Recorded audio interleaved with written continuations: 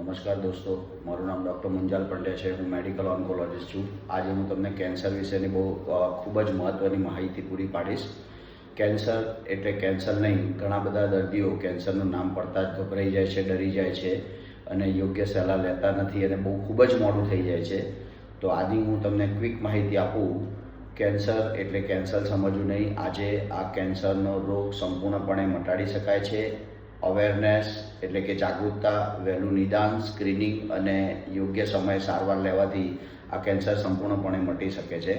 કેન્સરની જે બધાને મોટાભાગના દર્દીઓને ખ્યાલ હોય છે કે ટ્રીટમેન્ટ, તો 3 પ્રકારની ટ્રીટમેન્ટ હોય છે. એક સર્જરી, જેમાં ઓપરેશન કરી અને કેન્સરનો ભાગ કાઢી નાખવામાં આવે છે. બીજો રેડિયોથેરાપી, એટલે કે જે ભાગમાં કેન્સર થયું હોય ત્યાં શેક આપવામાં આવે છે, જેમ કે મોઢાના અને જડબાના કેન્સર હોય તો ત્યાં શેક આપવામાં આવે છે, એ શેકની સારવાર. ત્રીજી સારવાર છે કીમોથેરાપી. કીમોથેરાપી એટલે ઘણા બધા દર્દીઓ એને ડોઝ પણ કહેતા હોય છે, કે નસની અંદર બોટલની અંદર કેન્સરનું ઇન્જેક્શન નાખી અને આપવામાં આવે છે અને કીમોથેરાપી કહેવામાં આવે છે. આ ઉપરાંત ઘણી બધી નવી સારવાર પણ અત્યારે અવેલેબલ છે, જેનાથી દર્દી સારું અને લાંબુ જીવી શકે છે. એમાંની એક સારવાર છે ટાર્ગેટેડ થેરાપી.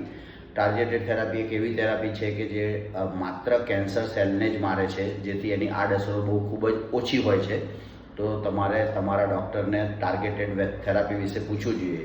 એના પછી બીજી સારવાર છે ઇમ્યુનોથેરાપી. ઇમ્યુનોથેરાપી છે એ ડાયરેક્ટ કેન્સર સેલને નથી મારતા, પણ ઇમ્યુનોથેરાપી આપણા શરીરમાં જઈ આપણા રોગ પ્રતિકારક શક્તિને વધારે છે, જે અલ્ટિમેટલી કેન્સર સેલને મારે છે. તો તમારે આની માહિતી વિશે પૂછવું. લાસ્ટમાં ઘણા બધા ટ્રીટમેન્ટ ઓપ્શન્સ છે, તો તમે અમારો સંપર્ક કરો. અમારો કોઈ પણ પ્રકારની તમને મૂંઝવણ હોય, તમારા પ્રશ્નો હોય તો અમારી સાથે શેર કરો, તો અમે તમને યોગ્ય સારવાર બતાવી શકીએ. આ જે બધી મેં સારવાર કીધી, સર્જરી, કીમોથેરાપી, રેડિયોથેરાપી, ટાર્ગેટેડ અને ઇમ્યુનોથેરાપી, તો દરેક દર્દીને બધી ટ્રીટમેન્ટની જરૂર પડતી નથી. દર્દીની ઉંમર, દર્દીનું સ્ટેજ, દર્દીની જનરલ કન્ડિશન, એની હેલ્થ, બીજી બીમારીઓ વગેરેને ધ્યાનમાં લઈ અને દરેક દર્દીનો એક અલગ સ્પેશિયલ પ્લાન બને છે, જેથી ગભરાવું નહીં કે કોઈ દર્દીને એક ટ્રીટમેન્ટ લીધી છે તો મારે પણ એ ટ્રીટમેન્ટ આવશે જ.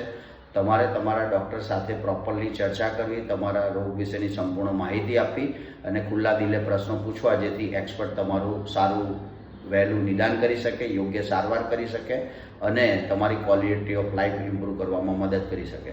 Thank you very much.